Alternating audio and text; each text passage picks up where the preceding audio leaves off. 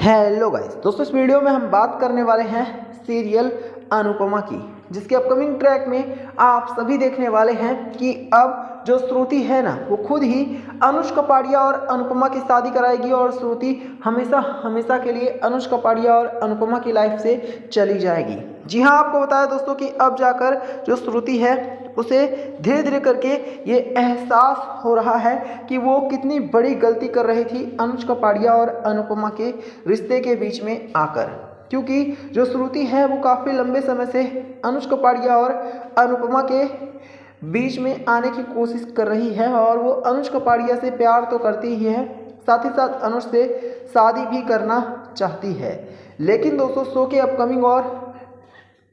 Latest track में आप सभी देखने वाले हैं कि अब जो श्रुति है ना, उसे ये एहसास होने वाला है कि अनुज अनुपमा से ही प्यार करता है और अगर जो श्रुति है वो ज़बरदस्ती अनुज कपाड़िया को पाने की कोशिश करेगी तो कहीं ऐसा ना हो कि वो ना सिर्फ अनुज कपाड़िया को हमेशा हमेशा के लिए खो दे, बल्कि वो अपनी खुद की खुशी भी खो दे और पूरी जीवन भर उसे गिल्ट रहे कि उसने दो प्यार करने वालों को अलग कर दिया। क्योंकि श्रुति ने जब अनुपमा से बोला था कि वो और अनुज शादी करने जा रहे हैं, तभी अनुपमा की आंखों में साफ दिख रहा था कि अनुपमा किस कदर परेशान हो गई थी। अनुपमा पूरी तरह से टूट गई थी ये सुनने के बाद ही कि जो श्रुति और अनुज कपाड़िया हैं वो शादी करने वाले हैं। अब यहाँ पर दोस्तों, जो श्रुति है वो एक बार फिर से अनुपमा से मिलने के लिए जाने वाली है और श्रुति खुद अनुपमा से माफ़ी भी मांगने वाली है। श्रुति बताने वाली है कि जो कुछ भी हुआ है वो सिर्फ और सिर्फ गलती से हुआ। श्रुति भूल गई थी कि अनुज कपाड़िया अनुपमा से प्यार करता है और श्रुति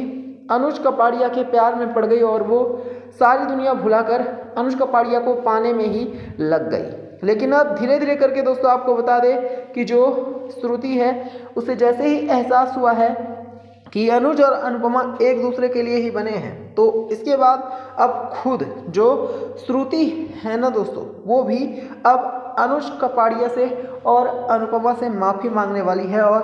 अनुज अनुपमा को एक करेगी। हालांकि ये बात आध्या को बिल्कुल भी रास नहीं आ रही है, क्योंकि आध्या को ये लगता है कि अनुज और अनुपमा अलग हो जाएं तो ही अच्छा होगा, या फिर मैं यूँ कहूँ कि अभी तक अनुज और अनुपमा के बीच में जितनी भी दूरियां हुई हैं वो आध्या की ही वजह से हुई हैं। तो ये कहना बिल्कुल भी गलत नहीं होगा, क्योंकि आप सभी ने भी देखा भी होगा और महसूस भी किया होगा कि जो आध्या है वो अनुज और अनुपमा के रिश्ते को तोड़ने की ही हमेशा कोशिश करती रहती है, या फिर ऐसा लगता है कि आध्या चाहती ही नहीं है कि अनुज और अनुपमा कभी एक भी हो जाएं। इसी वजह से अब जो आध्या है ना दोस्तों,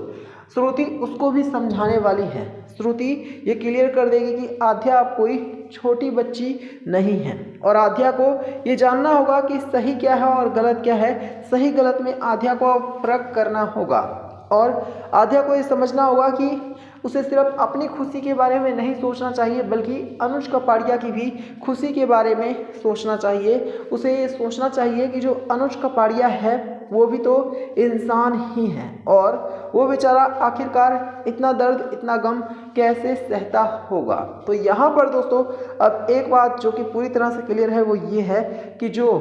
श्रुति है वो भी यही चाहती है कि अनुज कपाड़िया और अनुपमा